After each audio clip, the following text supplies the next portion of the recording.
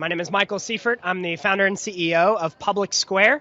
You can find us at PublicSq.com. We're the nation's largest directory of patriotic America First businesses that are prioritizing freedom in the marketplace. You talk about, the forced labor camp.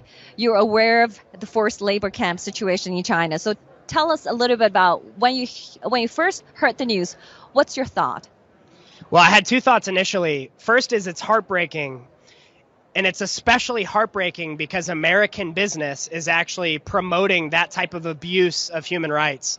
And so when I see Nike advocating for using more slave labor in China, partnered with the CCP, it's an egregious violation of human rights unlike anything we've seen in decades. And for us, that's again, it's heartbreaking because that's a business that should be promoting freedom. The United States is supposed to be a beacon of freedom. How come we're allowing our businesses to actually abuse human rights of brothers and sisters around the world? That's not fair. And so it rose a great sense of injustice within me and a desire to see that change, which is why our platform exists.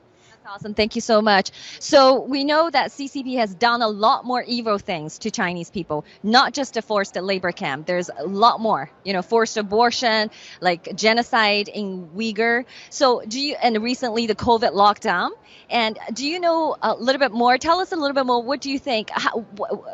Why the victims? Why the Chinese people are the biggest victim of this totalitarian regime? Tell a little bit about your thoughts on that.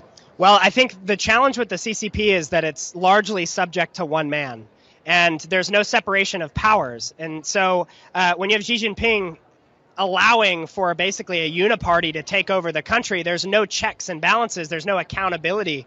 And so what makes it especially dangerous is you have the largest country in the world with the largest population by far dictated completely by one man. That is completely antithetical to individual human flourishing and the liberty that can allow for a state to prosper. Ultimately, if you have a one-party state like this, there's an expiration date on it. It can't last forever. And so we're seeing a lot in China that's evidence of that reality right now. Brilliant. So that's great. So when you talk about the totalitarian regime, about subject to one person, one man, and above everybody, literally the emperor. So that's why we see the extremely draconian lockdown measures put on by him. And have you heard about the recent protests back in China? The Chinese people are fed up with that. Have you heard about that? I absolutely have. What do you think of them, uprising against the Chinese Communist Party? Well, we certainly support the protesters. We support the uprising of people saying enough is enough. The zero COVID policy, it's not working. People deserve the rights to operate freely. And so when you have people getting fined $600 for simply having a mask below their nose, that's not conducive to human freedom or liberty. And eventually, the people are going to rise up. So we support the people rising up. Not only that, we make a direct call to the companies like Apple who are turning off AirDrop for the protesters in China. That's an egregious violation of Apple's standing as a company. It's a horrible thing for a company that large to be partnered with the CCP to infringe the rights of the people.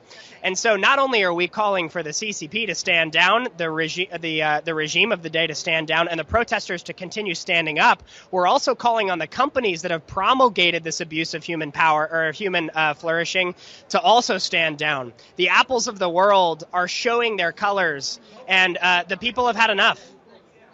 Actually, this recent incident you mentioned about Apple is not a standalone incident. Actually, Apple did the same egregious things in Hong Kong protests back in 2019. Okay, when the young Hong Kong people and brave young people took their demands on the street, Apple did the same thing to them. So they repeatedly and have done this to the Chinese people and suppressing the pro-democracy movement. So shame on them.